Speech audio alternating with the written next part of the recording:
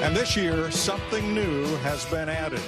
All the excitement of NASCAR Home Tracks weekly racing and the NASCAR Touring Series is right here at Daytona International Speedway in the University of Northwestern Ohio Battle of the Beach. Welcome to night number 2 of this inaugural event featuring the NASCAR Whelen Modifieds that you see ready to race and the NASCAR K&N Pro Series. Last night was the opener. Sparks and tempers flew among NASCAR's weekly racers. Oh, he does put the bumper. There it is. Pushes them up the racetrack side by side down the backstretch. Boggs eyes into turn number 3. He's on the inside. He gets the lead once again. What a race these two guys are putting on. Look at Larson. He hits Fong. They are battling tooth and nail here. Anybody's race between these two guys. 1 lap to go. Can Kyle Larson do it? Big rocket down the straightaway. He spits him out.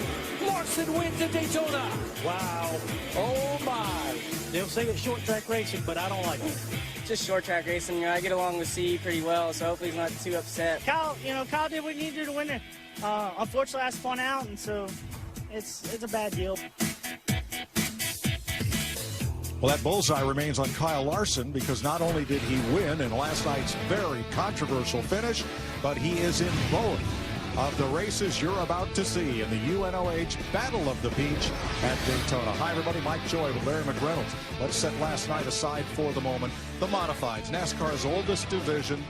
It's been 2 decades since they've had a chance to race here at Daytona, and tonight is their night. And what I love about it, 150 laps, no strategy, no pit stops, and as flat and as tight as these corners are, we may see more of the same for the guy that goes to victory lane. May have to do a little bump and run at the end. Veterans and young guns, and yes, Kyle Larson, last night's winner, will start this race from the outside pole. It's going to be a wild one. Yes, it will be, I promise you. We are ready to race on the backstretch at Daytona on this flat 4/10 of a mile. Let's go trackside for opening ceremonies. Ladies and gentlemen, at this time, we'd ask you to please rise and remove your hats as the Mainland High School Junior ROTC presents our nation's colors. And please remain standing and welcome Dr. Timothy McNeil of the First United Methodist Church of Ormond Beach, Florida, to deliver tonight's invocation. Let us pray. You are our God and we are your people. We give thanks for moon and stars and man-made thunder. As this legacy is established this evening, may each lap be run with boldness and care. Bless our homes, our family, our nation, and our troops, and bring peace to your planet. Shalom and amen. Here to perform our national anthem from Palm Coast, Florida, Teresa Thomas. Oh, say, can you see by the dawn's early light what so proudly we hailed at the twilight's last gleaming, whose broad stripes and bright stars through the perilous fight o'er the ramparts we watched were so gallantly streaming, and the rockets regular, the bombs bursting in air, gave proof through the night that our flag was still there. Oh, say does that star-spangled banner yet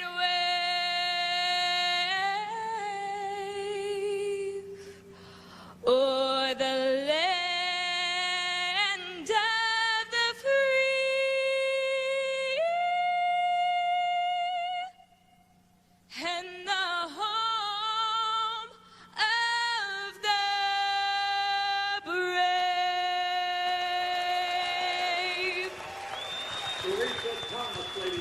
A big doubleheader for NASCAR's Touring Series, the Modifieds and the K&N Pro Series. The Modified feature is coming up.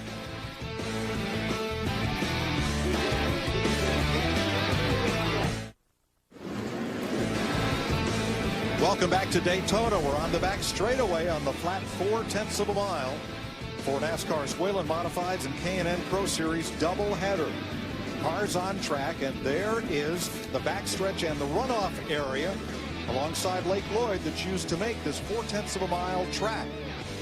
Now, pitting is not scheduled nor required, but if you must pit, keep going off turn 3 and down the back straightaway into what would be the bus stop chicane for road racing here at Daytona. Those are the outfield pits, let's say, and that's where we'll find Bob Dillner. And you do not want to wind up here with your modified or K&N car tonight, Mike, but the front bumper, the big story from one night ago. Kyle Larson hitting the 40 of C.E. Falk in the final turn of the final lap. I asked Kyle to play Monday morning quarterback on a Tuesday. He said he has regrets. He meant to hit him that first time, meant to hit him again the second time, but he certainly had no intention of spinning C.E. Falk in the final lap. And he knows he is a marked man here tonight. A lot of people in this pit area here today at the battle have been talking about what happened one night ago, and it's been the talk of the town. Kyle Larson mission tonight to stay up front and go for the victory on his second consecutive night here at the battle. And the car he's driving, Bob, is a Bullet. It's that number 7, the Menards number 7 of Kevin Mannion, Sprint Cup crew chief. It's a car that Brian Newman has driven with great success. Now he lines up alongside Todd Szegedy in the number 2. Szegedy past champion of this series. And right behind them, Eric Goodale and Ron Silk, who has run well, especially up at New Hampshire. Danny Bone from New Jersey in the 65 from that great pro racing and pro bowling family in Freehold. And Mike Stefanik in the 22. Then it's the defending series champ in the 52. That'll be Doug Coby. And that yellow car on the outside of Coby is 2-time series champ Donnie Leah. Ryan Preece in the number 16 and Brandon Ward in the number 14 represent North and South respectively. I think, Larry, most tracks we go, the Whelen Modified Tour from the North drivers, a little more experience, a little more advantage. This flat track is so much like Bowman Gray Stadium in Winston-Salem, North Carolina. I think these Whelen Tour South drivers are going to give the Northerners a run for their money. Yeah, I mean, Mike, these cars are 800 pounds lighter than a Sprint Cup Series car, but you just drive it down in there and stand on the brake pedal, get it to rotate, and then rock it off the corners. Kyle Larson on the outside led every lap of his heat as Szegedy brings them to green. Into turn 1, which is almost a stop and go. Trying to get these wide tires to turn, and it's Szegedy. Well, Brandon Ward in that 14 car got a terrible start, and it just log jammed about half the field up. Bump, thump, and spin in turn number 3. Bobby Santos is around at caution waves. Santos in the 44 spinning along with Gary Fountain in the 33, and there's the damage to Fountain's car already. That's going to hurt because these modifieds with those big wheels and wide tires hanging out there don't get a lot of help. No fenders for downforce. You got to depend a lot on that front spoiler to keep the nose planted. And I just think so much of this happened from the start of the race when Brandon Ward, who started about mid-pack, he jammed everyone up, and they were still scattering when they got to the end of the backstretch. Brandon Ward driving for Kevin Powell. Power Sports out of Winston-Salem has gone to the pit area, and he is joined by 2 more from that incident. That would be Fountain and Santos. So you keep going down the backstretch, passing what would be in the Rolex 24, the entrance to the bus stop chicane. Follow the cones and then loop your way back and find your pit stall. But if you have to go to pit road here, cautions do count. You're pretty much going to go a lap down, but remember, just like Sprint Cup, these guys do have an opportunity to get a free pass under a caution. And it's a 150 lap race, and more of this can happen. Bob?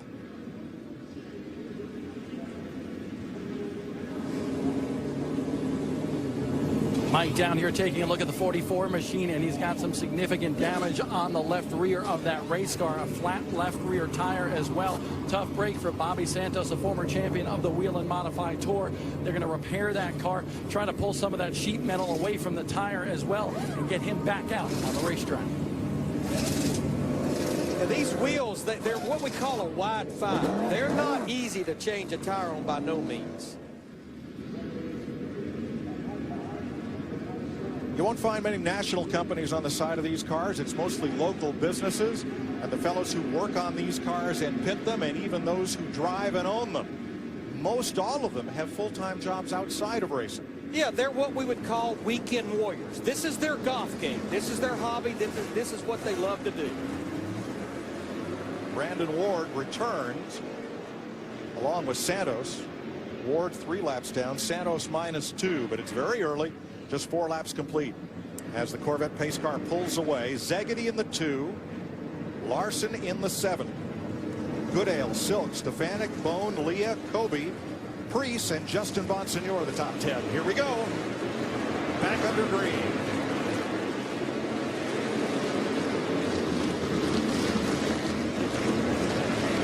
And again, Szegedy by a car length. Heading for turn 3. On the inside, here comes Goodale trying to challenge for second. It's just hard to make a pass on the outside here. Just right around the bottom of the racetrack through the corners. It's just hard to beat a driver that's down there. Larry, this is so much like Bowman Gray Stadium. I can't believe it. You get inside somebody, you take the groove away. You're going to take their spot away. Here comes Stefanik. Well, if you look at Kyle Larson in the 7, he's almost getting freight train now because he started on the outside. Next, Ronnie Silk in the white number 6 to the inside. Kyle Larson trying to hold his own against Silk, but Silk has the inside going into the corner, and that opens the bottom up for the next car in line, Donnie Leah. Finally. Larson found a hole to get down in. He fell into the 5th position in that 7 car. Single file with 8 laps complete, back to about 16th position or so. Szegedy, Goodale, Stefanik, and Silk settle in. 3 wide, a spin and 4. That's Andy Seiss, and we're under caution. Larry, it looks like it is so hard to get back on the gas, get those rear wheels to hook up, and get off the corner here. Well, and as we get into this race and we get into the longer runs, that's going to even become tougher, because these are the same tires that these drivers had to run in a 25-lap heat race earlier this afternoon. Andy Seiss was running 14th. I mean, you're trying to connect over 600 horsepower with a very low gear to this asphalt. Bobby Santos gets the free pass. He'll get 1 of his 2 laps back. We're under caution.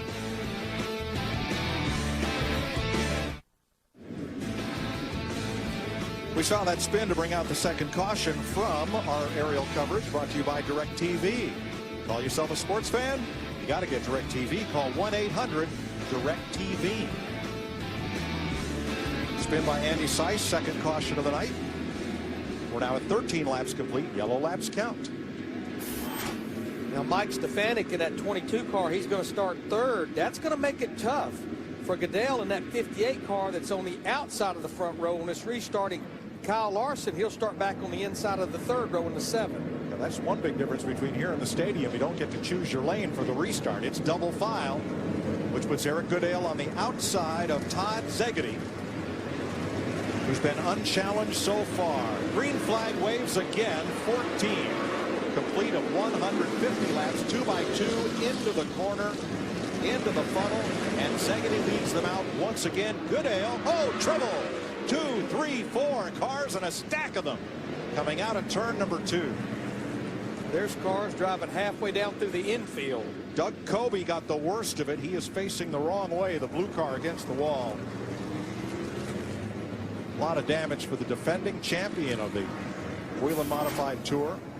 He's lost the left rear. And Ted Christopher is hung up with Frank Fleming's boy, the Luke, out of Mount Airy, North Carolina, in the number 40. Mike, one thing we need to point out, when the caution comes out, because we only have the one scoring loop at the start-finish line, you go back to the last completed lap how they were running. It's not like we have in Sprint Cup where they go back to scoring loops. Just an old-fashioned jam session. You see Kobe's 52. Oh, he hooks a wheel up and over Donnie Leah, battling for 9th place. And he's in the fence. We saw that in the heat races today. It doesn't take much to really damage these front tires and wheels that are just out there hanging pretty much with no protection.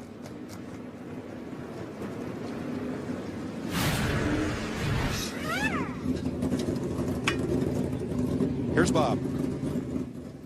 Donnie Leah, the former modified tour champion from up north, has brought his Mystic Missile number 41 down onto pit road. A bunch of suspension damage on the left front of that race car. It's knocked the toe out of that machine, so he cannot get it the way he wants going around this racetrack. They're working on the right front as well, but it was a broken tie rod on the left front of that suspension. Yeah, Donnie Leah actually competed here in the NASCAR Camping World Truck Series on the big track. Actually won a truck race in 2008 in Mansfield, Ohio. Two of the Northern stalwarts, Doug Kobe and Donnie Leah, get tangled up. We're back under caution.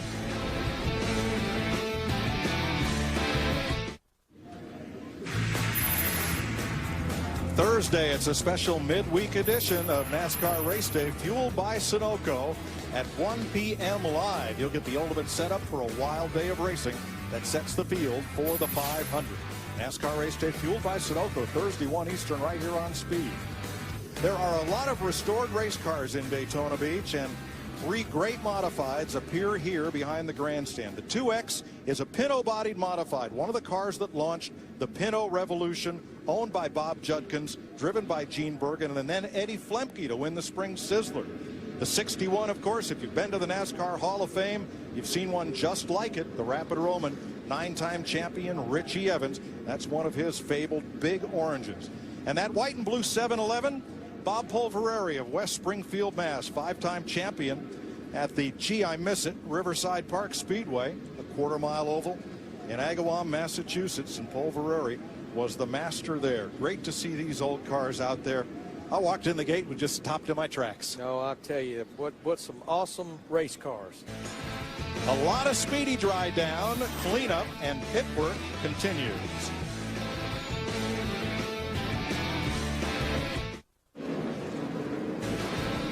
It's not the start we hoped for this 150 lap beginning of a doubleheader.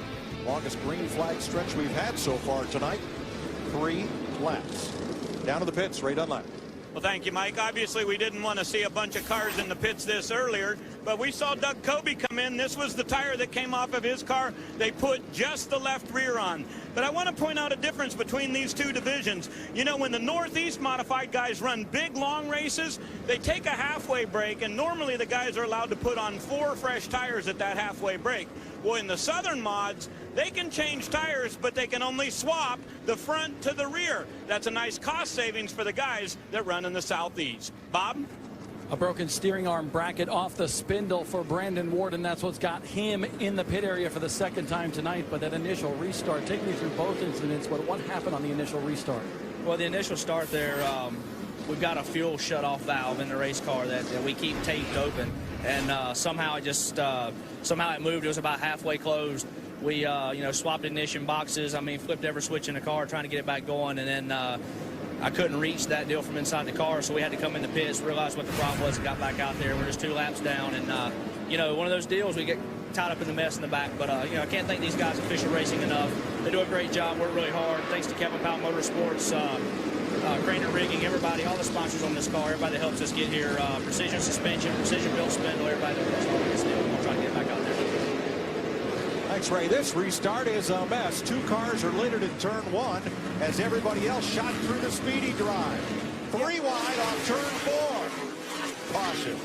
Yeah, Mike, I just think so many of them got in that speedy drive that was down there, and they just couldn't get out of it. Really, the only one that cleared it was Todd Zegedy, our leader in the 2 car. 2 cars of Brian Lofton and Matt Hirschman finally pulled away from turn number 1.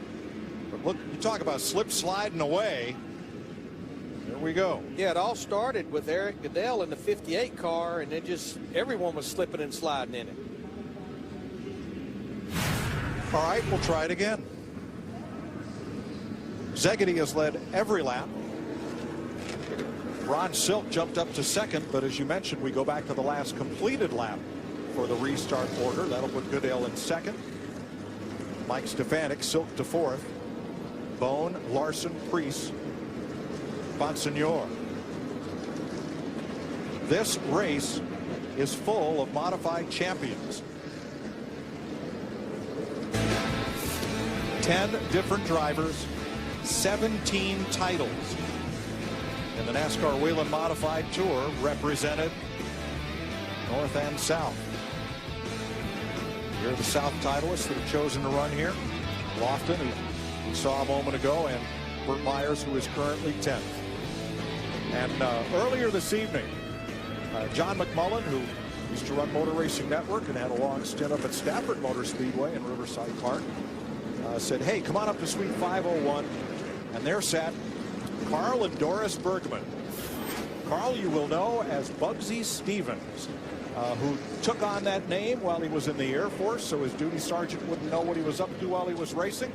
And he took that name back to Rehoboth, Mass., climbed into both Lenny Bowler's and Sonny Cazella's modifieds, and won 3 straight NASCAR modified championships in 67, 8, and 9.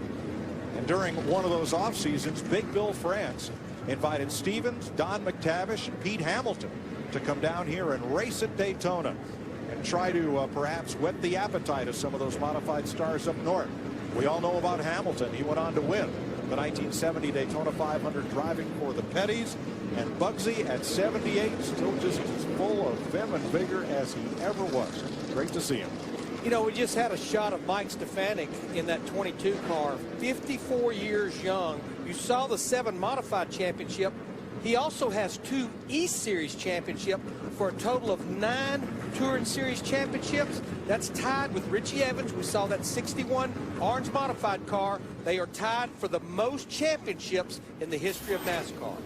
And this year, Steffi wants one for the other thumb. Going to run for the title this year. Wants to break that tie. Native of Wilbraham, Mass., now lives in Coventry, Rhode Island. 72 victories. That tops all drivers in the history of the Whelen Modified Tour. Reggie Ruggiero is second. Ted Christopher, who's in tonight's race, is third. Kobe back out. He is 1 lap down.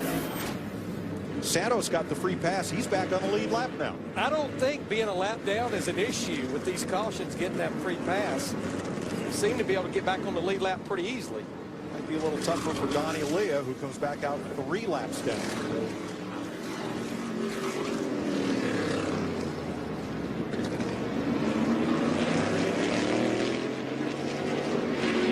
Double file restart. The leader has the choice. That only affects the front row in a restart. Obviously, with as tight as these corners, you're going to choose the inside. Todd Szegedy from Ridgefield, New Connecticut, carrying the University of Northwestern Ohio colors, along with Dunleavy Repair on his Mike Smeriglio Ford. Phil Moran, the crew chief. They've led every lap in that number 2. Eric Goodale to challenge out of Riverhead, New York, the RBS Design Showroom Chevy. Back under green. Szegedy again clears Goodale off turn 2, and they're 3 wide coming off the corner. Silk way to the outside. He's got a lot of company racing for 4th place. And up the outside, Kyle Larson. Yeah, Ron Silk in that 6, starting on the outside. He was doing everything he could to try to get to the bottom somewhere.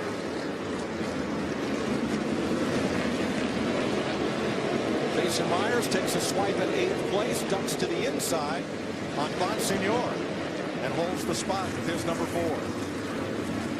25 car, John Smith, is really stacking them up going off into turn 3. He's got a flat right rear, Larry.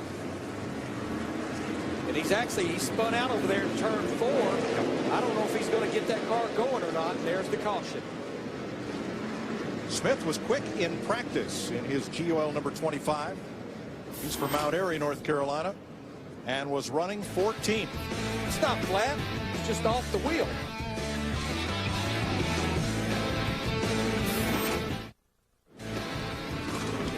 Finishing up the 5th caution of the night in this doubleheader for the NASCAR Whelen Modified Tour, John Smith cuts down a tire in his white and green number 25 on the left of your screen.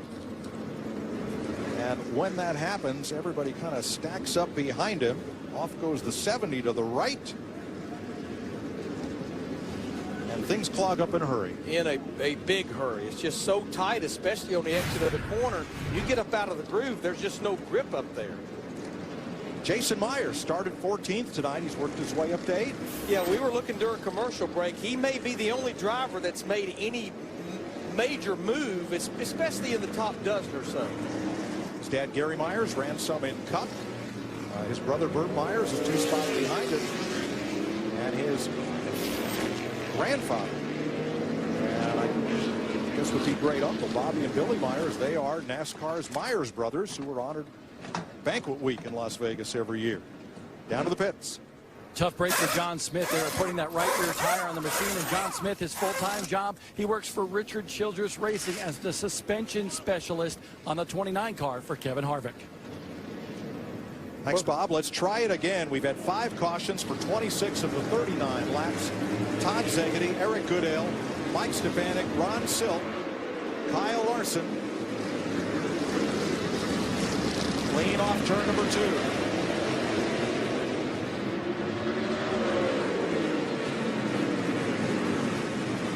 Zegedy in command. Goodale holds second. Stefanik's going to get third. Larson on the outside for 4th. Larson made a pretty bold move, and he's actually, boy, he got bad loose that 7 car off turn 2 that time, but he's going to fall in line in 4th. He gets to the inside to hold off the number 6 of Ron Silk. Ryan Preece in the 16, and Jason Myers charging up the outside of the number 4 now. Here's Myers into the corner. Not gaining ground. Bob Signor is going to try him. That opens the outside for Jason's brother Burton, the number 1. Well, it's like some of these drivers we saw with Larson. They're trying to see if they maybe can make the outside work, because the only other way you're going to pass them is just drive through it. And we've already seen that this week. Trouble in 2. One car stopped exiting the corner and stacked everybody up. The 98 gets going once again. Dave Braggerty now pulls to the inside. He may be headed for the infield, and he's going to park it. He was 13th. 44 laps down, coming to 1/3 distance. Yeah, I'm just not sure how long NASCAR will let him sit there in the infield, because that's still awfully close to the front stretch.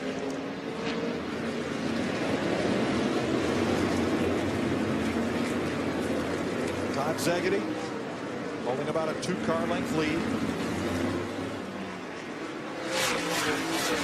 I call Zegedy a Matt Kenseth kind of driver. Runs the car hard when he needs to, likes to get it out front, feel the wind, but doesn't overextend the car very often.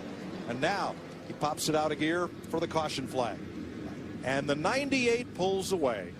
We call that on the short tracks a case of yellow flag fever. We sit and we wait and we draw the caution, and then we go. And the black flag is out for him as a result. Yeah, they're going to hold him, we're being told, NASCAR at least 2 laps. Now, he was 2 down by sitting there. That'd be an additional 2 laps for bringing the caution out. So I think his long night just got longer. And we don't know, Larry, if it took him that long to fire it up and then he was able to get the core equipment sales number 98 back underway. We don't know. But the effect on the race of having to throw the caution for that stalled car is going to cost him 2. But, you know, back to Todd Zegedy in the 2-car, our leader.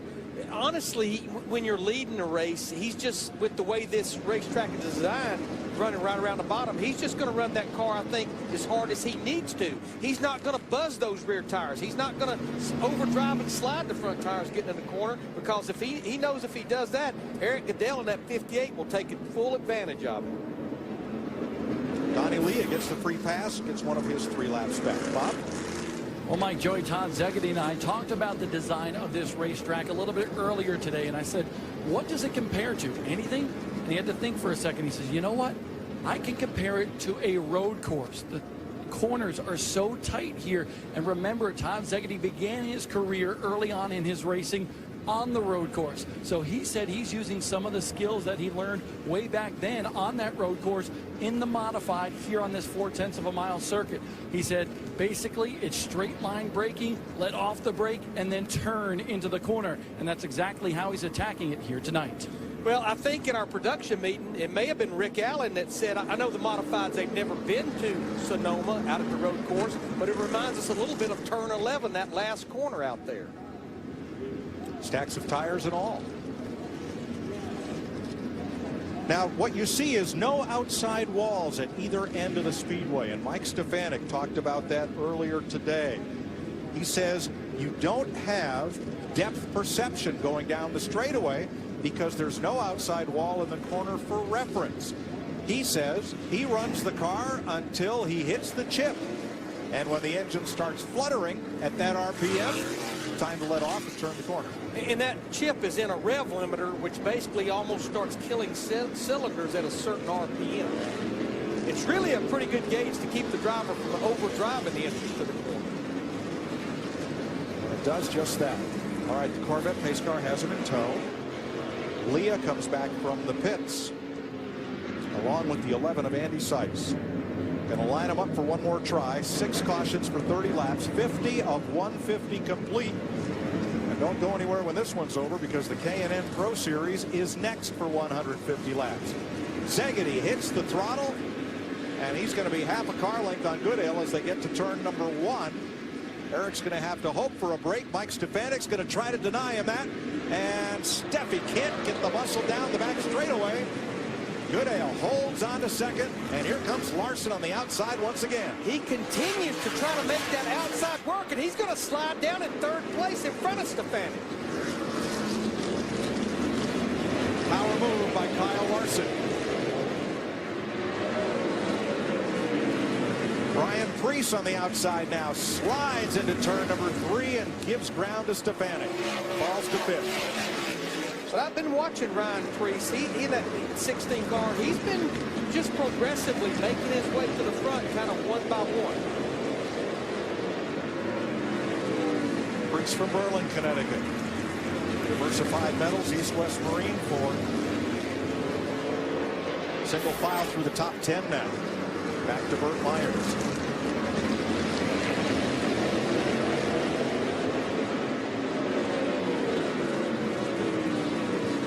Ryan Preece, I was told today that his plan is to probably run about 100 races. Turn 4. There's one around.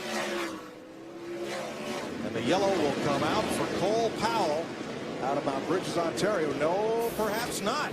I think they're going to see, and there it is. They threw the caution. They gave him a little bit of time to see if he was going to get it going.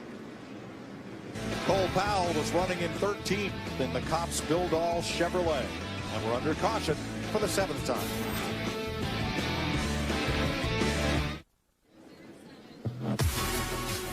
A first-time event, the University of Northwestern Ohio Battle at the Beach for NASCAR's late models, modifieds, and K&N Pro Series. It's the first time that 99% of these drivers have ever been on the backstretch at the World Center of Speed. And tonight, a big doubleheader. Modifieds and K&N Pro Series. The 1%er, Steve Park, former Sprint Cup Series star who is wheeling the number 20 right now in 12th place in this modified race. And Mike, having a race like this and doing something as they've done here, it was a vision of a lot of people with NASCAR for a number of years, especially George Silberman, the vice president of Regional and Touring Series. But their vision couldn't become a reality until Joey Chitwood, the president of Daytona, and the group here repaved this racetrack a little over 2 years ago, and all that runoff area, all the way against the inside wall, got repaved. That's when this vision could become a reality. The start of, we hope, a great Speed Weeks tradition. Andy Sykes gets the free pass. Drivers who race regularly in one of NASCAR's 3 national series not eligible for this race. So that means interlopers like Ryan Newman, who occasionally drives Kevin Magnion's modified, not able to compete here, or Casey Kane. But Steve Park, no longer a series regular, spent a lot of time in the K&N Pro Series last year. He is eligible, and he has gained 18 positions since the initial green flag. 60 laps complete. We're back under green. Todd Szegedy has led them all. Let's see if Goodale has anything for him out of turn 2. Szegedy he gets that car turned in the middle of the corner, gets that power down, and it seems like there's no way to get under him, and nobody seems to be able to pass him on the outside. Larson to the inside. He's going to gain a spot, and Powell goes the 73 of Powell. His tri-car machine has pounded the tire stack, and we're back under yellow. Once again, remember, we're going to go back to the last completed lap as far as how they reset this field. One thing I did know on that last lap, or notice on that last lap, when Kyle Larson in the 7 drove down into turn 1, boy, did he get a shot by Priest in that 16. The blue car is Larson. Gets it kind of squirrely, but he gets off the corner well, and there 3 and 4, but a very tough break for Powell. Now, he was the first car 1 lap down, so I believe he would be the free pass, but since he brought out the caution, we're likely not to have one. 64 of 150 laps complete in Daytona.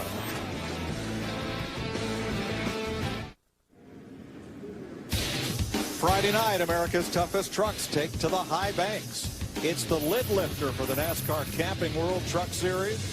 I said lid lifter, not truck lifter, but you never know when they turn them loose here at Daytona. 7 p.m. Eastern, live on Speed. And you never know who'll go to victory lane. You saw that shot. How about a driver by the name of John King wins the truck race here a year ago? We're under caution as they reset the tire stack and just about ready to reform the field. Bob? Well, Mike Joy, a friendly little argument between Ryan Preece, who's currently running 5th in that 16 car, and Donnie Leah before the race. Ryan Preece says there is no way, especially when you get backed up all together with these modifieds, that you're not going to be able to use the front bumper. You're going to have to use the front bumper to pass a little bit here. Donnie Leah didn't think so, but Ryan Preece already showing that you can use it here today. And the funny story about these front bumpers here, I spoke to Justin Bonsignor in the 51 team for that modified crew earlier on today. And before the heat races, he instructed the crew to reinforce the front bumper on that race car. And hence, that's where the phrase, the chrome horn, comes for the modifieds. Right? Well, Bob, I'm down in the pit area. I wanted to show you a couple of the technical things that changed for 2013 on these race cars. A lot of guys used to have a bubble-shaped window on the front, and that was really nice for aerodynamics. This year, NASCAR has mandated this plexiglass. There's a certain size and thickness that it has to be, and that's a really nice thing for drivers. Keeps the stuff out of the cockpit that's coming at them. And also, this year, all of the driver's seats and restraints must be certified by SFI, and all the crew members have this checked each and every race. So seats and seat belts, certainly making sure they're up to code and ready to go racing. More safety for the drivers. Yep, nice LaJoie of seating, recliner there, one of Randy LaJoie's products, ex-modified racer. That's Andy Seiss's car. Andy out of the race. I really like the fact that they put that Lexan windshield, though, in front of that driver on the left side from the A-post to the center bar. Yep, good move. Note the front bumpers on these cars, Larry, are tubular steel. The back bumpers are an I-beam. So if you get a lot of contact, it's the pusher that's going to pay the price, not so much the pushee. Well, and again, that's what I saw before we went under caution with Ryan Preece at 16. Kyle Larson in the 7 going down into turn 1. He gave him a push. Larson got to the inside on that last restart to best Mike Stefanik for 3rd, but we go back to the last completed lap. Szegedy, Goodale, Stefanik, Larson, and Preece are the top 5, 69 complete. 6 to halfway. We complete lap 70 as we take the green flag again.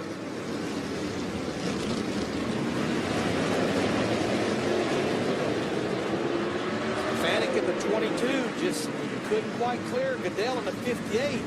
Steffi's coming for 2nd. Mike Stefanik, 7-time champ. Inside, Aaron Goodale trying to find grip on the outside and gets it. Boy, Ryan Preece at 16 being aggressive. He wants that 4th spot from Kyle Larson. He'll take it away from him. On the inside, Priest. Now Ronnie Silk.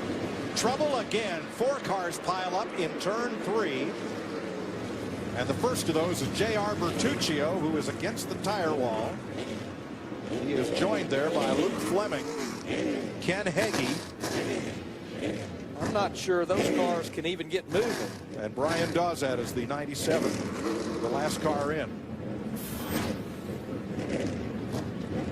Bertuccio Jr., he's against the tires with the front, against the other cars with the back. There's no way he can go anywhere. Battling for 14th.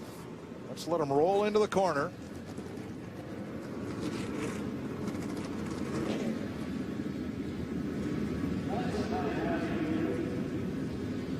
And Bertuccio hooked the car in front of him, and that tipped him into the tire wall. The other 2 drivers had no place to go there. Doesn't take much, just a little nudge. And a tough night for Kevin Powell. Both of his cars either into the tire fence or off on the hook.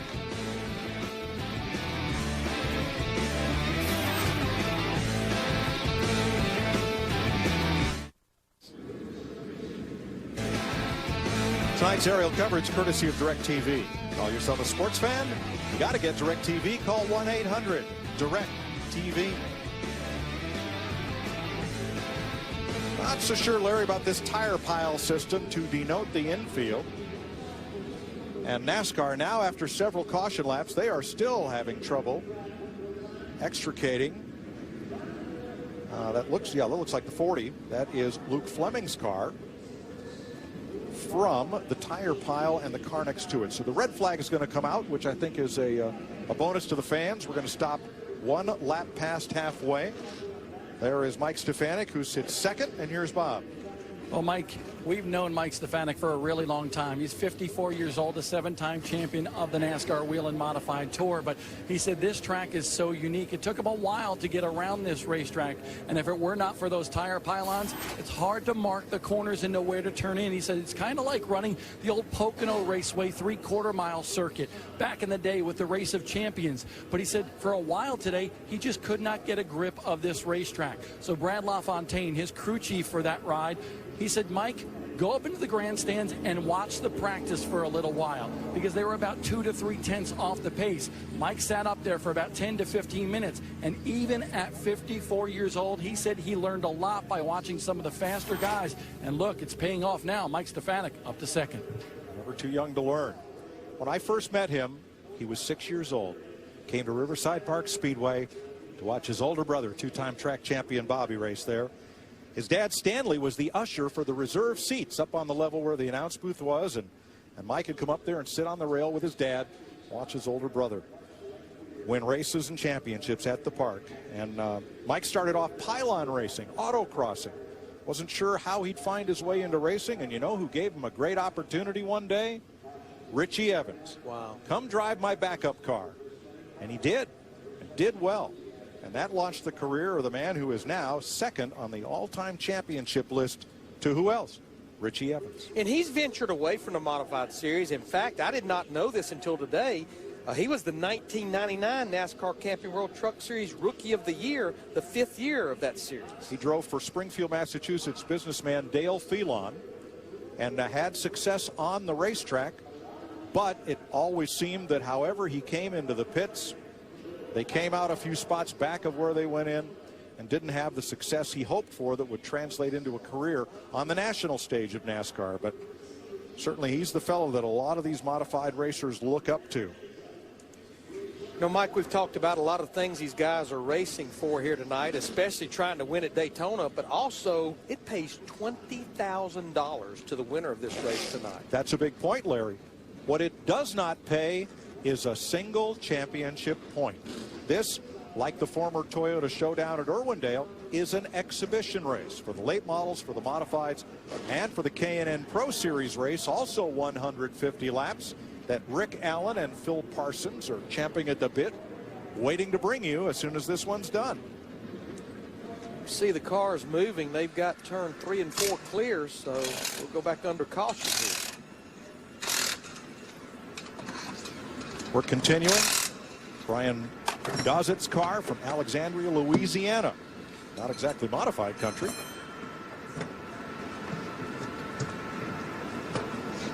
Those big wide Hoosier tires going on. And look at the hubs. It's a wide 5 hub that they use in the modifieds. What used to be, before they were purpose-built, a truck hub. The reason being, with those big wide tires and all that rubber, you needed the extra bearing surface of the truck hubs to keep from burning them up. And there you can see, that's why we call it a wide 5. The lug nuts are all the way out where you see those windows in the wheels. They are not made for quick, fast tire changing. It's even hard to get it indexed up there. You can see that crew member trying to get it indexed. It was hard to even get it up there to get it up there where you can tighten the lug nuts. Dowsett heads off pit road and back to rejoin the fray, leaving Braggedy, Zacharias, and Ward out of the race along with Andy Seiss. So 29 of 33 starters ready to go. And another tip of the hat to NASCAR. They had 33 drivers come here to attempt to qualify for this race, and they decided start them all. Saw Ryan Priest there in the 16 car. Now he was in the 6th position, couldn't get his car refired here after this red flag. Are you faster than a redneck? I don't know. There's not a good answer to that one. Let's find out. Friday night following the truck race, John Reap and his mullet mafia pit American muscle cars against sophisticated imports in a 3-round battle for 10 grand. Are you faster than a redneck? A special preview after the Friday night truck race right here on Speed. He's from Hickory, North Carolina, isn't he? Yes, he is. He was the fellow who did that, hey, the thing got a Hemi in it commercial. And his story of the audition to get to do that commercial will have you rolling. It's a great one. He's a stand-up comedian when he's not chasing race cars. I watched some of the highlights from that show, though, and looks like it's going to be a lot of fun. Are you faster than a redneck? We'll find out Friday night. Right now, the question on everybody's mind is, are you faster than Todd Szegedy? Mike Smariglio's former championship-winning team. Todd behind the wheel and Phil Moran as crew chief. And they have been a powerhouse in the modifieds over the last decade.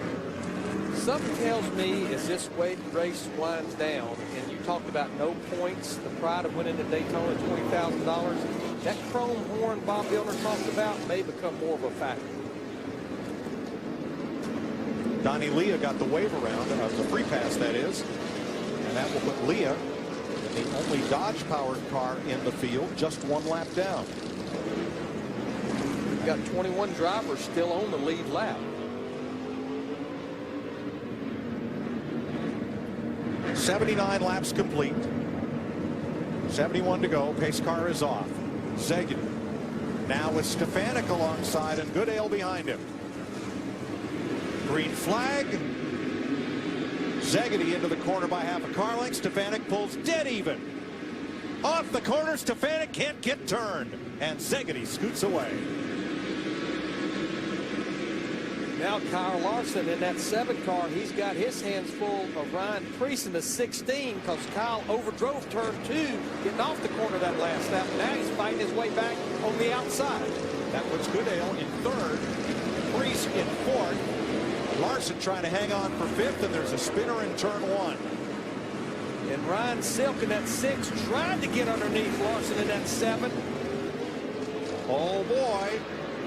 The 97 turns and finally goes. Brian Dowsett. And we stay green. Right in front of the leader is Dowsett. Down to the inside and out of the way. Looks like Silk in the 6. He's going to take that spot away from Larson in the 7. But Larson's fighting his way back. He just can't prevail on the outside. Brandon Ward also back on the racetrack. Single file around that lapped car. And Stefanik down the backstretch beginning to put a little pressure on the race leader. Now it's opened up to about 2 car lengths once again. You know, Ryan Priest, we were talking about him earlier. He's worked his way up to the 4th position in that 16 car. He started back in 9th. That's been a tough journey, especially with how many caution laps we've run. Jason Myers gained another spot. He's up to 7th with number 4. His brother Burt on his bunker in 8th. Steve Park up to 9th. Started in the 30th position, so he's made his way toward the front. There's Jason Myers. And Danny Moen rounds out the top 10. Finally, a sustained run of green flag racing as we cross through 85, now 86 laps. What's going to be interesting, Mike, if we by some chance can get a decent long green run in here, just like last night in that late model race, they'll start catching lap cars. We've got one sitting down there in the middle of 1 and 2 right now. Don't know if he's going to get it fired. That's Luke Fleming, and he draws the caution at lap 87. I jinxed our long green run by just talking about it. I think still it was the longest of the night, or close to it. It was. Luke Fleming brings out the caution. Donnie Lee is going to be back on the lead lap when we restart.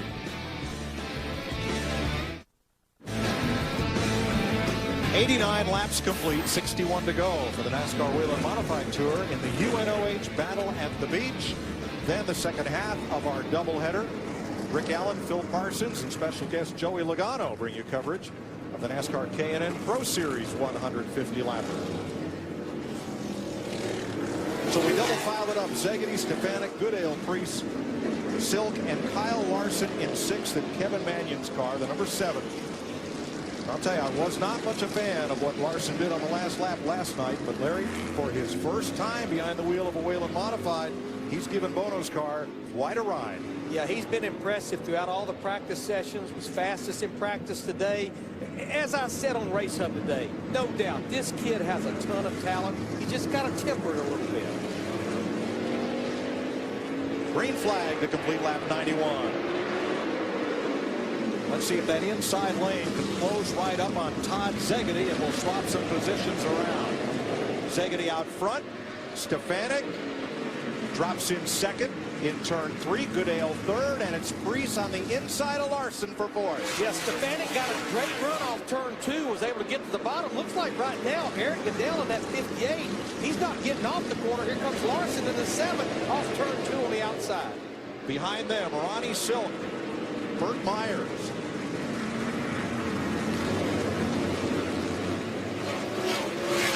Priest in the 16 got real loose off turn 4 that time, had to jump out of the throttle. Pierce looking on the outside. Oh, he almost loses it and hangs on.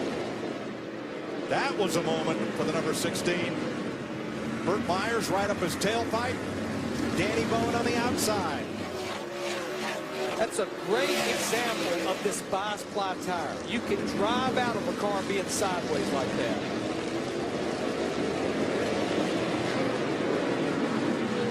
And Myers loses a spot in the process. Now here comes the Hillbilly Racing 79 of Connecticut's Woody Pitcat.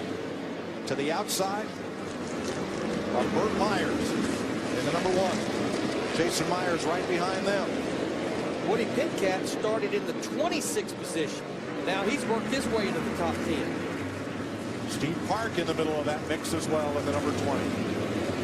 Haven't heard much of Ted Christopher tonight. He's driving for the Bowler team this year in all blue, the number 3. Christopher back in 14th place. Bob? Larry McReynolds, you just talked about Eric Goodale in that number 58 machine, maybe not coming off the corner like he wants right now. Honestly, he just radioed to his team that the car is perfect. You see that right front rotor glowing on that car, but honestly, he's trying to save his stuff and not spin those tires coming up off the corner because he wants to have some good right rear for the end of this race. He's going to go on the attack according to his plan. 25 laps to go. Yeah, the way these brakes are made, that's not a bad thing. But I talked about it earlier, how far you drive these cars in the corner. We've got caution on the speedway again. Former champion Jamie Tomeno from Howell, New Jersey. Takes his Supreme Manufacturing 99 to the infield. All towed out. He was 17th.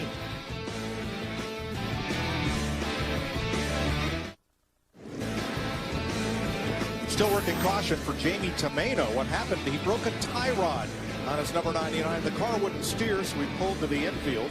When the caution came out, he attempted to drive it back to the pits. That didn't work, so they're going to have to hook him up to the record and pull him back to the pits.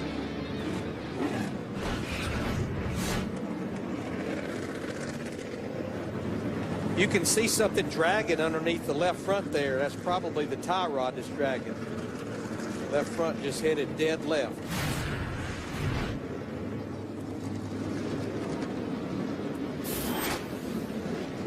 Unoh, who's been competing in this series for nearly a quarter of a century with success, including a championship.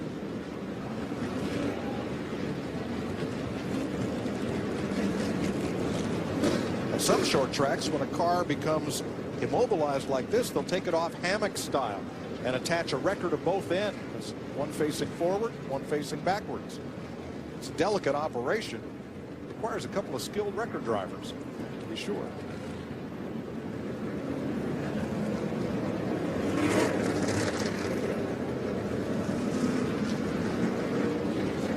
Todd Szegedy has led every one of the 103 laps, 57 under caution, 46 under green.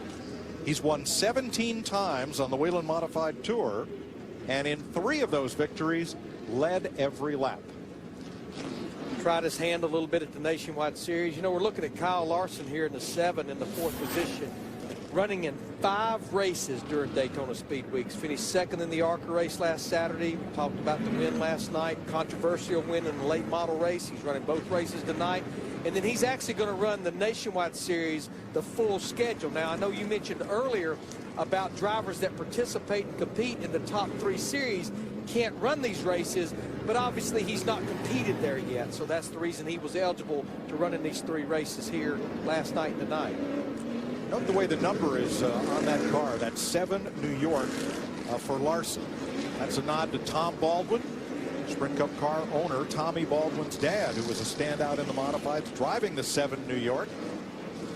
Tommy wanted to put the numbers on his Cup car just like that. NASCAR said, how about just the number 7?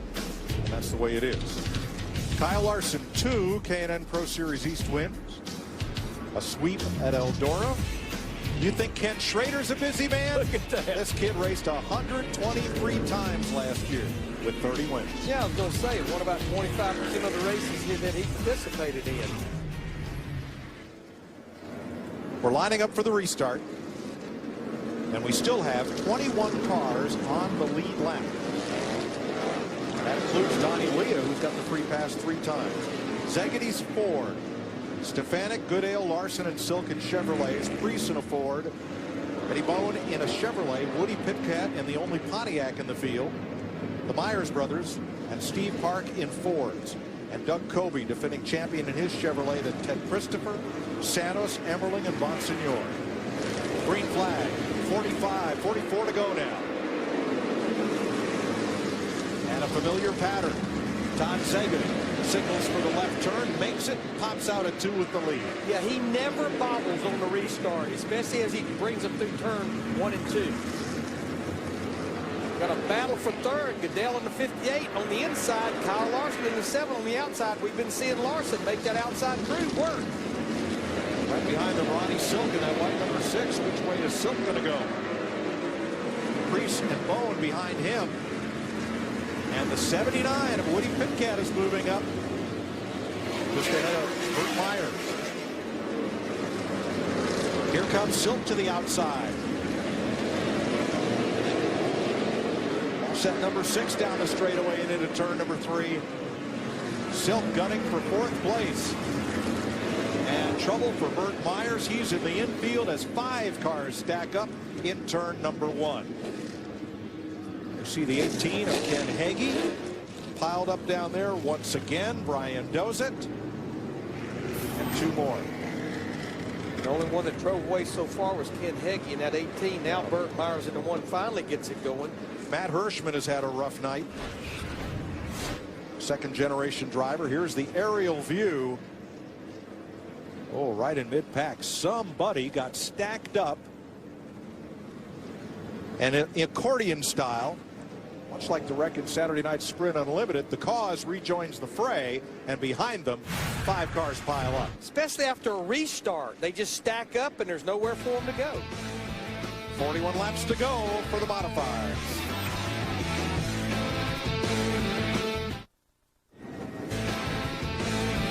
Welcome back to the backstretch at Daytona, where 38 laps remain. for the Whelen Modifieds.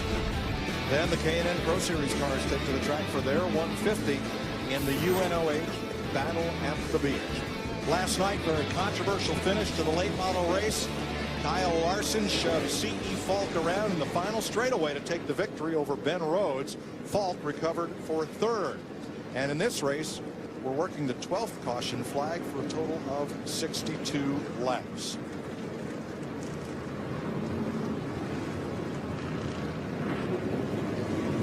Now, last night, although they had 9 cautions for 59 laps, the final 37 laps went green all the way to the checker. Bob?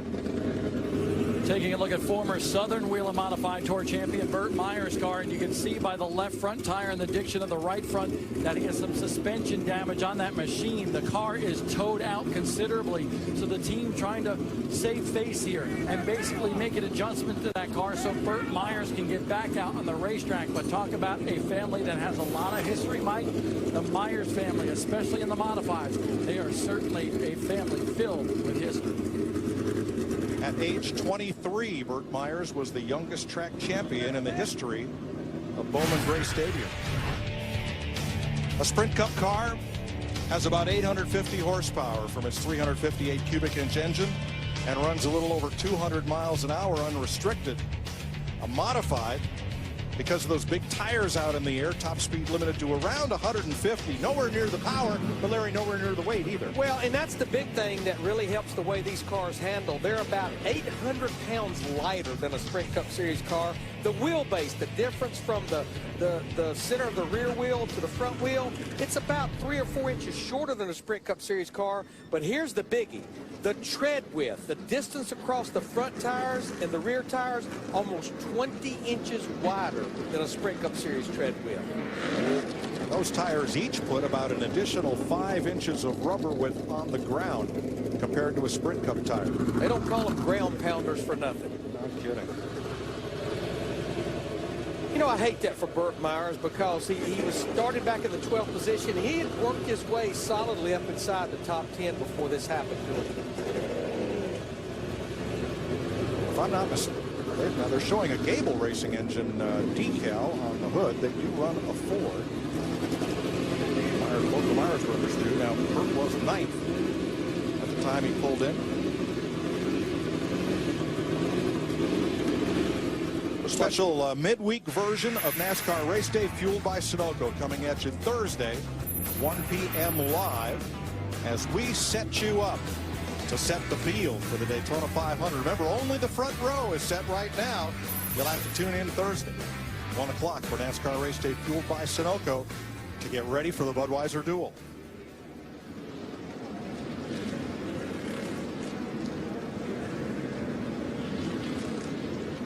John Smith is back out, but he is stalled at the entrance to turn number 3.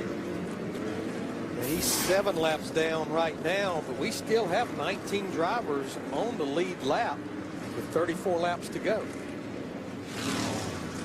Close it up and double it up for the restart. The starter indicates.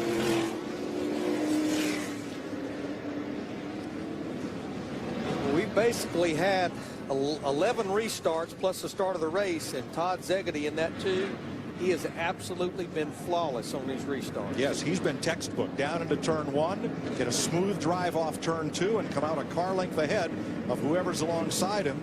This time, that's Mike Stefanik. With Goodale and Larson behind them, Silk and Bone, Priest and Pitcat, Jason Myers and Steve Park, and we're back under green.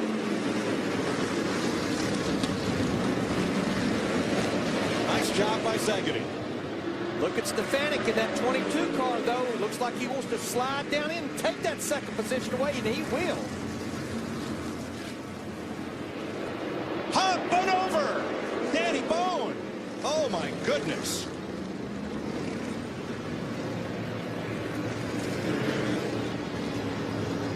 Danny Bone's car caught a wheel, climbed the side of the front stretch wall, and you see he is trying to climb out. Fire crews quickly there. And we're under the red flag for Danny Bone.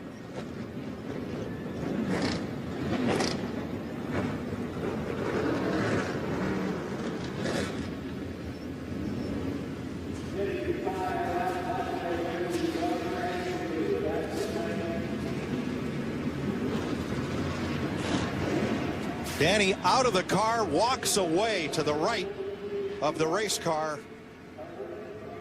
That's a heart stopper. Well, they were pointing out earlier some of the safety features that even the modified series continues to step up their program, and boy, that's an awesome sight seeing him walk to that ambulance. This young man is quite a talent. He is kind of under the wing of Ray Evernham, who has quite a history with the Bone family, but he's been racing weekly at Bowman Gray Stadium in Winston-Salem, and he was 6th at the time of the crash. He actually works for Ray Evernham as a mechanic and a fabricator. There's the white car on the outside. Gets loose and into Priest, and the car goes up and over. Yeah, and those open wheels with Ryan Priest, it's almost like they just locked together. A lot of Nerf bars on these cars that should keep much of that from happening. But really, the right front just climbs the wall, Larry. Yeah, he ran out of racetrack. There was no more room there. That is Priest against the wall behind him. In real time. Yeah, that's what it exactly did. It just, that right front tire, it just started climbing up the wall.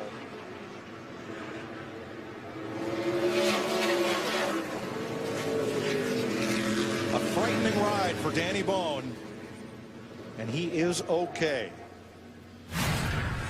Yeah, you talked about him being a third-generation driver. His dad, Eddie, is actually the owner and the crew chief of this car.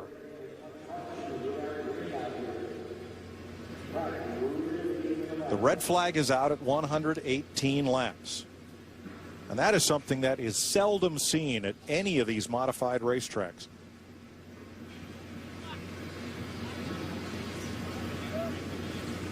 Well, the irony of the word ignite on the taillight panel of that car as the Rust-Oleum machine gets flipped back on its wheels. See right there, they somewhat hooked front tires, but then he just ran out of racetrack and it just climbed up the wall. But the best news, the safety cage is intact. And Danny Bone climbed out unscathed.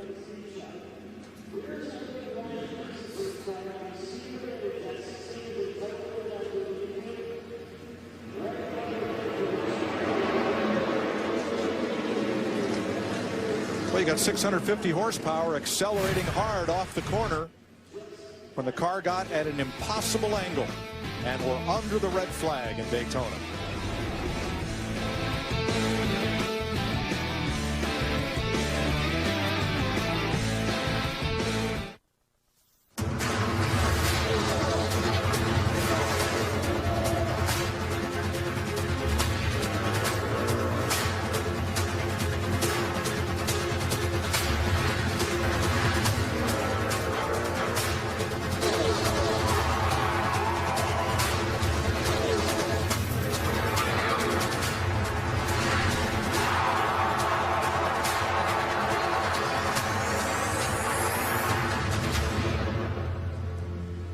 Lots of action in Speed Weeks, including right here on the backstretch at the UNOH Battle at the Beach. There is what could be $75,000 worth of scrap metal, but that car looks fully rebuildable for Danny Bone and his dad Eddie and Ray Evernham. Watch the 16 in this. Not that he was at fault, but if that car's not there, I think Bone comes right back down on the racetrack without much of a problem. Yeah, again, they ran out of racetrack and it just climbs the wall, and there was no more racetrack left there. Yeah, all that energy and all that acceleration, Larry, has nowhere to go but up, because Ryan Priest is just tire to tire with Danny Bone. I mean, we've even seen this with stock cars with fenders and quarter panels. Saw it with Casey Kane at Bristol a few years ago in a Nationwide Series race. So when we resume, we'll likely have 17 lead lap cars. Gosh, that'll take your breath away.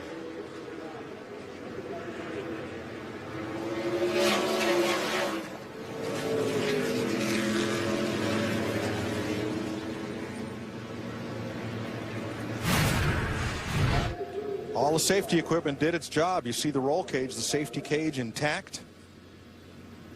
And once again, Danny Bone climbed out uninjured. And they have walk to the ambulance. so many of the other safety features, like the fuel cell, where when a car gets upside down, that fuel tank, that cell has flapper valves and won't let the fuel run out on the ground. Pretty much seals it off and shuts it off. Danny's grandfather, Parker Bone, was a modified racer in New Jersey, and with a GMC 6-cylinder powered 659. He was one of the top drivers of his day.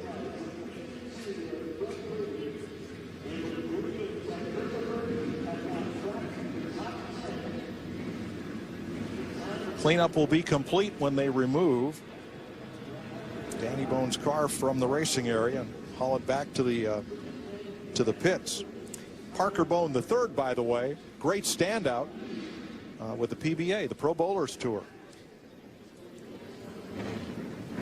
Yeah, we talked about Danny being a mechanic and fabricator for Ray Evernham.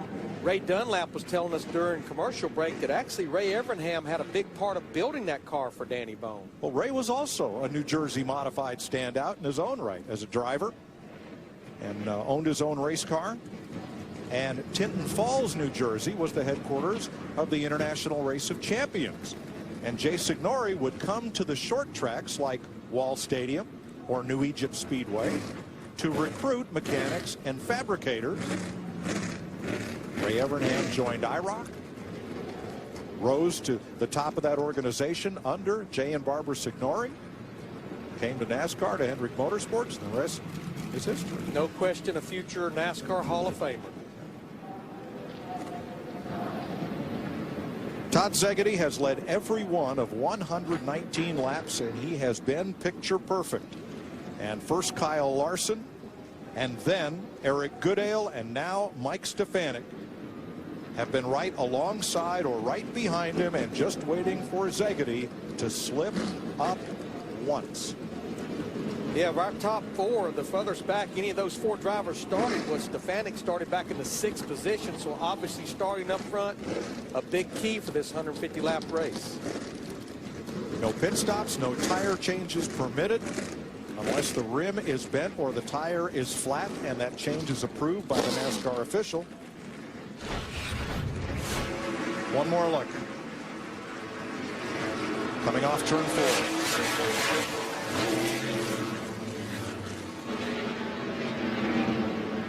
They're 2x2 because we just had a restart, and just climbs the wall. That is a safer barrier back there because that is the inside retaining wall for the backstretch of the super speedway. And you see it deflect there after the initial contact, but not much. With Ryan Preece's car to the inside could keep the right front tire of Danny Bone's car from climbing that wall, the car going up and over. And we were really fortunate, as we see pretty much Danny Bone's car just absolutely used up, being after a restart, that we only had 2 drivers involved in that. Yes, could have been much worse. 13 cautions for 69 laps. Those of you awaiting the dulcet tones of Rick Allen and Phil Parsons. They'll be along in just a moment with Joey Logano to call the K&N Pro Series race as those drivers wait their turn at the 4/10 of a mile flat track on the backstretch at Daytona. Average speed is now well below what everybody drove here to the track at. But never mind. The green flag laps have produced some really good racing. We get the green flag here in a couple of laps. We're going to have a little 25-lap shootout, what it looks like. They had 2 qualifying heats to set the field. They start straight up, and a coin toss decided which of the heat winners would start inside and which would start on the outside pole. Szegedy won the toss, so he started inside pole. He's led every lap, but Mike Stefanik has been right there to challenge.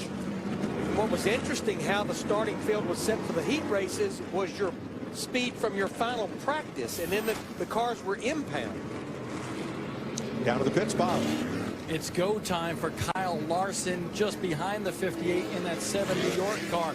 I spoke to his crew chief, Gary Putnam, and he said the car is just a little bit tight, but they've been trying to save their stuff for the end of the race. Well, there's no time to waste anymore. He's got to kick that car sideways to get underneath people. But the problem is, and you can see him lining up on the outside of the second row, he keeps on getting stuck on the outside on these restarts, and he's very frustrated. Well, Bob, we're down to Saturday night feature event length. 27 laps to go, and they take the green. Who's going to win the battle at the beach? Green flag. Zagady can do it again, right through the bottom of the race. Step up there. Kyle Larson gets kicked back to about 5th or 6th spot. And Stefanik elects to drive it in deep instead of get in line, and it's going to cost him. No, it's not. The caution comes out. They'll line him back up again. Trouble for the 44 of Bobby Santos. Fluid on the track entering turn number 3. Yeah, when he was sitting here on the backstretch under the red flag, the guys here in the booth were pointing out to me he had fluid running out from underneath that 44 car. Santos was 10th.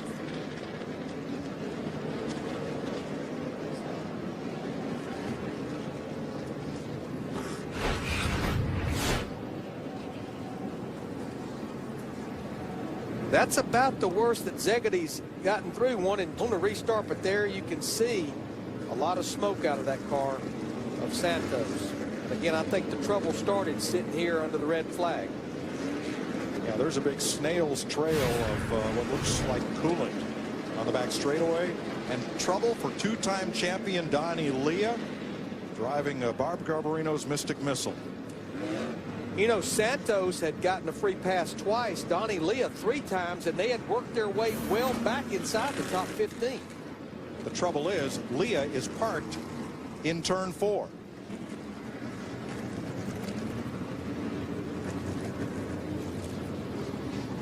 Uh-oh. What's that?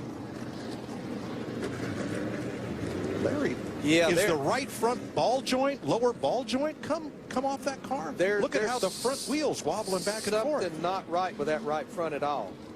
Yeah, and I mean, this is just under caution at a very slow pace. Big trouble for our pole sitter and leader of 126 laps, Todd Zagady. Can't see it from this angle, but I don't think that right lower control arm is attached to the spindle. And he knows it too, because you can see him there headed to pit road. What a heartbreaker. Had led 126 laps. No one else had led a lap tonight. Just goes to show you it's not over till it's over. Something happened to him on that restart down in 1 and 2. Something was not right.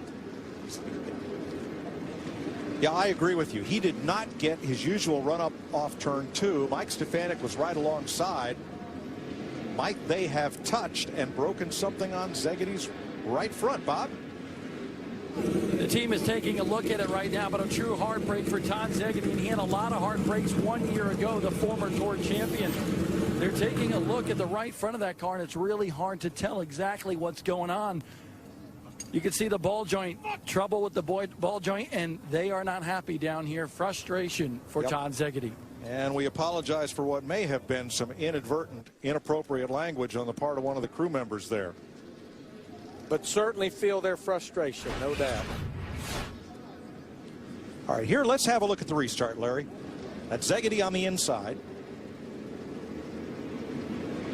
They looks like they, I'm not sure they touched right there or not, Mike, but right there is where something went amiss with that race car. And that's Santos in the 44 car. I think in the drive up off turn 2, Stefanik may have gotten his left front against the back of the right front of Zagady. It's possible. Hard to tell. Let's try from this angle. Pretty even into the corner. The Nerf bars bang. Yeah, nothing touched his right front there getting into the corner. There. Yeah, I don't know if they ever touched there. It's almost like something broke on that car without even being hit on the right front.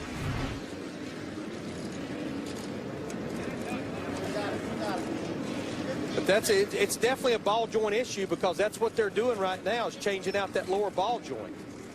Todd Szegedy led 124 laps, but failed to win at Waterford several years back. The most laps he had led in a modified race without winning. Finished second. Let's see if there are sparks here.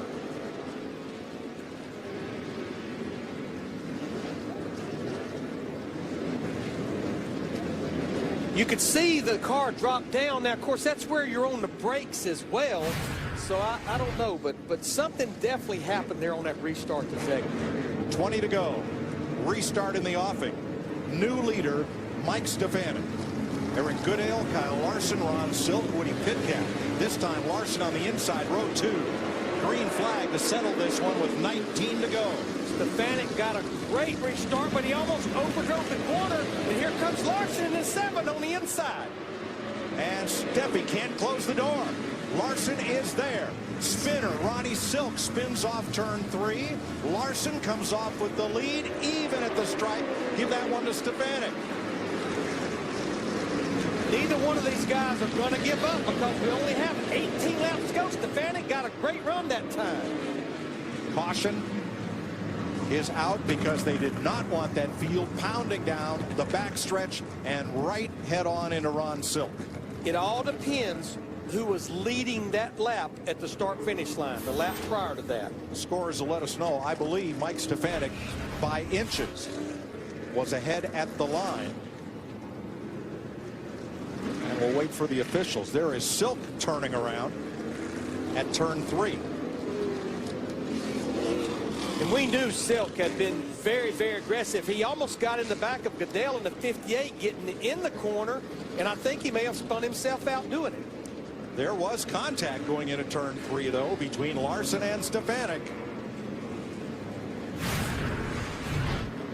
Ronnie Silk was battling for 3rd place. Yeah, Stefanik got in turn 1 good, but he really washed up the racetrack, and that's when it opened the door for Larson.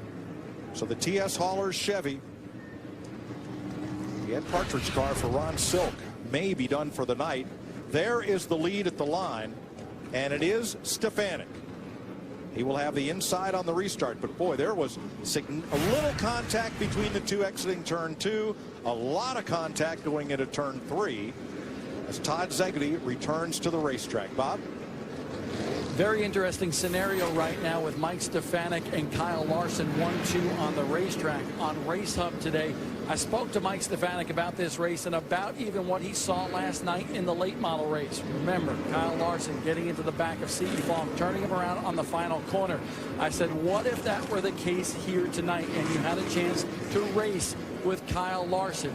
He said, if he got into the back of me, I would find a way to take him with me, because he thought what Kyle Larson did last night was completely wrong. Kyle Larson, a great show here tonight, but Mike Stefanik certainly had that on his mind earlier today. Last year, Stefanik spent the Whelen Modified Tour splitting between 2 teams. This year, one of those teams, Chris Hours, is going to be Steffi's full-time ride in this 22 with Brad LaFontaine as crew chief, Cano & Sons Paving, and the Robert B. Auer Company as sponsors for the 7-time champ. 15 to go, 14 when they get to the line. Who's going to win it? Fireworks to come. Let's see. Stefanik on the button. Larson has to take it in deep. And Stefanik comes out with the lead by a full car length and crosses over in front of Larson to seal the deal. I thought he almost did the same thing in turn 2 that time that he did the restart before, but he was able to overcome it that time and really pulls away down the front stretch. 5th place, Jason Myers and Steve Park were side by side. Jason settles in 5th, Park in 6th. And how about Woody Pitcat in that 79 car in 4th, starting back in the 26th position. Very quietly in David Hill 79. 12 to go, and Stefanik pulling away. Goodale tattoos the back bumper of the number 7 of Larson. Yeah, Larson's problem right now isn't Stefanik. It's Goodale in that 58 back there in 3rd, that black car. And Pitcat is coming. Woody Pitcat in that orange and white 79. The 4 car of Joey Myers is in trouble going off into turn 1. He pulls all the way to the inside of the racetrack. Something happened to him off turn 4 the last time. Jason in trouble. Tough night for the Myers brothers. I'm not sure he's going to make it to the pits. He was 6th. 10 to go. Myers limping down the back straightaway. Here comes the field. And they're going to stream right on by. Right now, Stefanik is getting off the corner so good, and the yellow is out for the 16th time.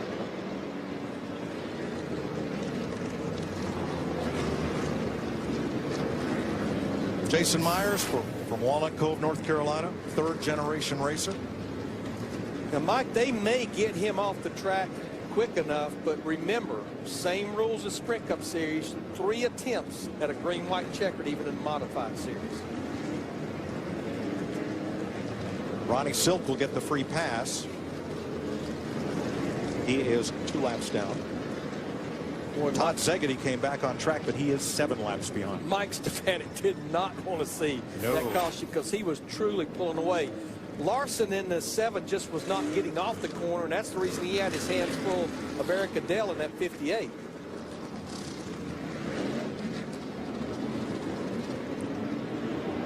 Kyle Larson, big winner last night, but the controversy of the finish knocked Danica Patrick off the top of Twitter. Everybody was tweeting about the finish last night.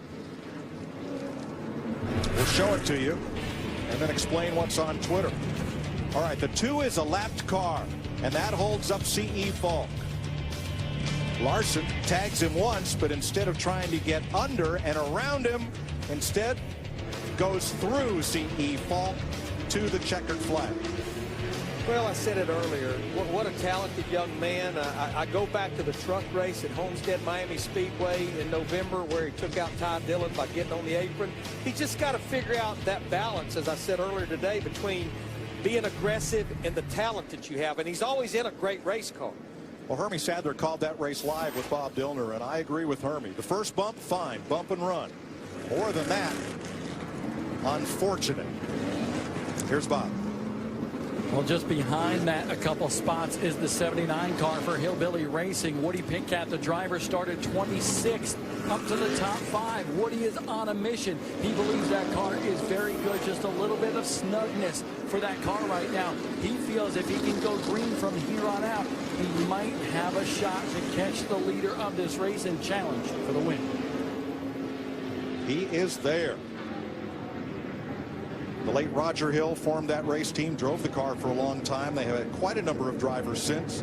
Sandra Hill, the owner. Roger's son David is the crew chief.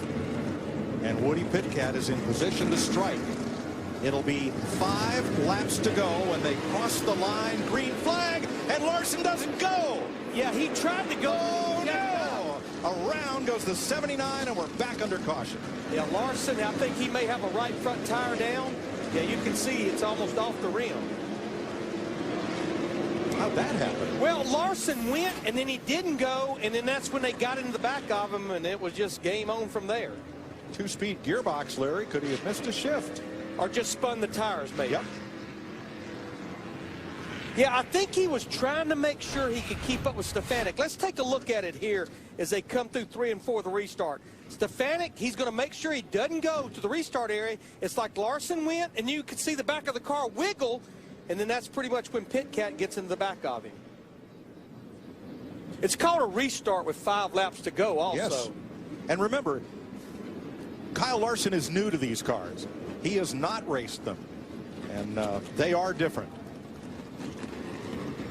But that definitely took 2 of our top 4 out of this picture, it seems like. Well, I don't know who that was in that blue car on the outside, but he just barely got by Pitkat. Oh, Ted Christopher. And Ted Christopher, I think he was in the pits when this race basically got started. There's Ted in the 3. Mike Bowler's car. He makes a nifty move. Ted Christopher has cracked the top 5. Look at that bumper. Now that's a Ted Christopher kind of bumper at the end of the race, I'll tell you. Yeah, Ted started in the 7th position, had issues early, was in the pit area, and here he is in the top 5. And how about Steve Park in the 20? Yes. He has cracked the top 5. Oh, there's another reason they make those front bumpers out of tubular steel. They're easily disposable. You and I have bought a lot of Bandolero front bumpers in our lifetime. Goodness, yes. Yep. Well, and there's Steve Parks. And, you know, that's pretty typical of a 150-lap modified race. Well, especially as you talked about it earlier, a paper clip where someone took the two sides and slid them together. That chrome horn is going to be a B flat by the time this is over. 3 laps to go officially, so it looks like we're going to be going to green-white checker. We're going to double them up behind the safety car this time. We are down to 13 lead lap cars. Pitcat is able to recover, so he is 13th on the lead lap. Bob? Just spoke to Kyle Larson's teammate. He said, simply on the radio, I missed the shift and bounced it off the wall. Gary Putnam, Kevin Bono-Mannion, and that team have decided to park the car rather than start at the rear of the field with 3 to go. It's a non-point race. Pride is what's at stake here. And yes, $20,000 to the winner. So if you're not on the lead lap right now, it's not a bad decision. And this will be the first attempt at a green-white checker. And I'm not sure we're finished yet. Stefanik and Goodale. Park and Christopher, 3rd and 4th, 2 old veterans, 2 proven winners in this division. And Steffi grabs the gear and goes into turn 1. Goodale's going to have to stay with him if he's to have a chance. Off turn 2, here comes Park on the inside. He wants that second spot away from Goodale, and I think he's got the position going after Stefanik. Steve Park, almost a spin in 3. Everybody recovers, keeps going, except Pitcat's dragging somebody. But we've taken the white flag now. The leader has the white flag. Stefanik's around. No, Steve Park and Stefanik get together, and here comes Park. Former Modified Tour runner-up in the Shiba Racing Sunoco number 8. Steve Park is going to be first to the checkered flag. They're spinning in turn 3. And another controversial finish for the second night in a row, and a last lap dust-up. To finish this one, it's Mike Stefanik driving for Chris Auer that ends up stopped in turn number 3 instead of going to victory lane. 26th position. Have you ever? Well, yeah, last night. Well, but in the words of DW, no, I've never. As they cross the line, Park the winner. Goodale had a great night, finishes 2nd. Ted Christopher sneaks up and into 3rd place. Doug Kobe had trouble early, and the former series champ is rewarded with 4th. Patrick Emmerling to 5th. Let's take a look at it right here. You see Steve Park just gets into the back of Stefanik. Doesn't take much, especially this late in the race. And Stefanik just goes around. Of course, Park was actually getting a shove from Goodale in the 58 car, it looked like. I'll have to see it again, Larry. But if it's one of those chain reaction collisions, here it is. And was Steve Park pushed into Mike Stefanik? Looks like it. Goodale in that 58 was definitely pushing on the rear bumper of Steve Park in that 20. Steve Park, a winner in the Sprint Cup Series, had his promising career cut short by a caution lap crash. Spent a lot of time out of the car, came back to Sprint Cup, and has raced sporadically in the K&N Series last season. But he is the winner of the UNOH Battle of the Beach after a wild last lap in which Eric Goodale gets into Steve Park, who hits Mike Stefanik, who spins out of the lead. Good grief. Bob. Excuse me, Ray Dunlap.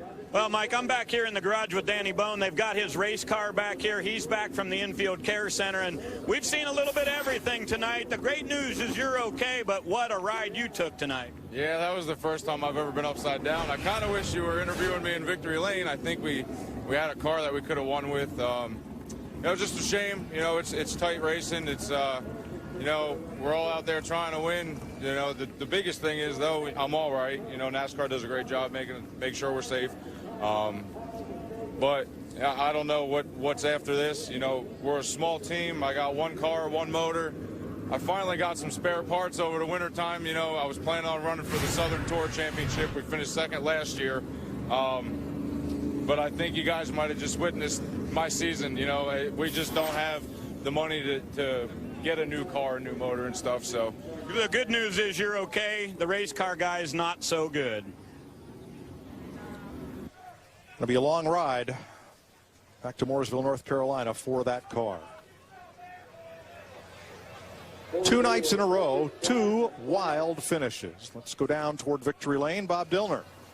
Steve Park emotional inside that race car. He's getting celebratory handshakes from everybody. We're going to try to get Steve Park out of the car, but you should see he had the thumbs up as he came into victory lane here at Daytona. He is a winner. The first time Steve Park has been in victory lane in a NASCAR Whelen Modified Tour race in 16 years. We'll get Steve out of this race car right now and talk to him about this dramatic finish here. The crowd can hear you, Steve Park. That's old school right there, back from the Long Island days. Steve Park, congratulations. But first, take me through that final lap in the contact with Mike Stefanik. Man, Mike's a good friend of mine, and I never meant to get into the back of Mike, but I was getting driven from the back, and I knew the way this race was being laid out, I was going to get aggressive at the end, and I just want to thank UNOH, man. We had a good car. We persevered down on the bottom and got on the brakes, got pile drive from the back. I guess they watched the race a little bit last night and figured they'd try to wreck us out of the way to try to get the win, and we just got lucky. We just persevered, and man, I tried to get off on Mike, and when he got sideways, I got around the outside of him and back on the gas, coming for the checkered. So sometimes you're better off being lucky than good. But again, just want to thank UNOH, Mike Smiglio, for giving me the opportunity in this car. Man, the Battle of the Beach, was that a battle or what? 16 years since you've been in victory lane in the NASCAR Whelen Modified Tour. What does it mean to win at Daytona? Oh, it means a lot. I was on Sirius Radio today, and I said, you know what? 3 people, 3 short track guys, are going to come out of here with a trophy from Daytona Beach. And to win the Battle of the Beach in Daytona and put that trophy on our mantle is a credit to Spot, my crew chief. You know, this is a part-time deal. You know, Mike put this together with the people from UNOH, and they asked me if I wanted to come on board and do it, and I can't thank them enough for the opportunity. And man, we're in victory lane. A great triumph tonight from the guy from East Northport, Long Island, Steve Park, right? Well, Bob, I'm back in the pit area. Mike Stefanik has just jumped out of his number 22. And, Mike, 2 nights in a row, the guy who leads the white flag doesn't get the win. Steve Park said that he got hit from the driver behind him and pushed him into you, and he said it was just one of those racing deals. Yeah, right. I don't want to say anything because I'm just going to say the wrong thing here. I am that freaking pissed. It's just bullshit. Mike Stefanik certainly very upset. The last lap, second time in the 2 nights where the guy who led the white flag did not get the checkered. Well, and you can see it on his face, and we apologize for Mike Stefanik's language. It certainly is reflective of his anger, but it's not appropriate. No, it's not. How about Patrick Emmerling in the 07 car? He started back in the 24th position. I want to make a note, though. Steve Park talked about that trophy. This is a lot due to the research that Joy Chitwood, the president of Daytona Speedway, did. That trophy is a replica of the trophy presented to Fonnie Flock in 1954 when he won on the Daytona Beach course. No, Kyle Larson ends up 16th after challenging all night, but for that missed shift, had a great first outing in a NASCAR modified. Mike Smiriglio's car, not the one that led the most laps with Todd Zegedy. The second car with Steve Park is the one in victory lane. More racing to come from Daytona.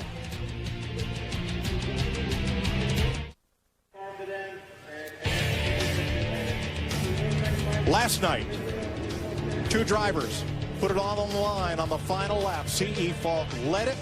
Kyle Larson turned him around and went to victory lane. Similar song, second verse tonight. Steve Park With a tap from Eric Goodale, gets in the back of race leader Mike Stefanik, and once again, we have a controversial finish in the UNOH Battle of the Beach. Stick around, one race to go for the K&N Pro Series. Bob Vilner. Eric Goodale finished his second, but some contact there as we were coming close to the checkers. Describe what you saw out the front windshield of your race car. I knew there was going to be some banging. I just didn't know what the extent of it was going to be. And once I seen Park get into the back of Stefanik, I figured I might as well push him as well and try to get them both out of the way in one shot. Unfortunately, Stefanik spun and blocked the low line there, and I had to follow Steve through the line there. But, hey, it's Daytona. We finished second. I'm pretty happy. In your view, did you push Park into Stefanik? I did not push him into it. He was already into him by the time I got there. I was just trying to get them both out of the way, and you know, me and Steve both got back to the gas about the same time, and that's about the time Stefanik went around, and like I said, he clogged up the bottom. I had nowhere to go except to follow the 20 through the line. 1-2 for the Long Island gang here at Daytona. Ray Dunlap. Well, and I'm in the garage with Todd Zegedy. I'll tell you what, they knew you were here tonight. I mean, obviously not the trophy and not the big check, but a great night as far as performance goes. Well, you know, first I got to say thanks to UNOH. I mean, they've been behind me huge. I mean, I just can't pull it off for them for whatever reason. It's just not meant to be. But I'm glad Steve Park won. That's pretty awesome. I didn't even know he did. I was already back here in the garage, so I'm really happy for my car owner because if it weren't for Michael Smerglio, I wouldn't be racing a car.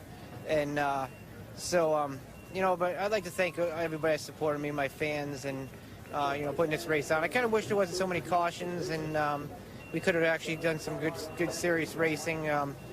But, you know, what are you going to do? For some reason, I've just had a lot of disappointments over the last...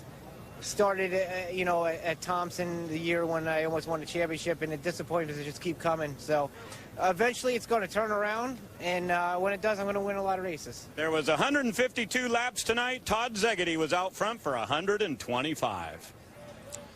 Larry, when you bring weekly and touring races to stock car racing's biggest stage, and it comes down to the last lap, should we really expect any less? No, I don't think so, because this is Daytona International Speedway, and you want to lay a claim that you want to race here. I don't care if it's a 4/10 mile track on the backstretch or the 2.5 mile track. And yeah, it's about the trophy. It's about $20,000. But I think more than anything, it's about saying that you are a winner at Daytona International Speedway. That's just what Steve Park said.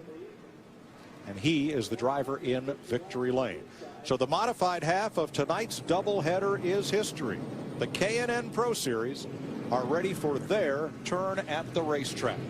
Again, a quick look at the finish. Steve Park, Eric Goodale, Ted Christopher, Doug Cody, Patrick Emmerling.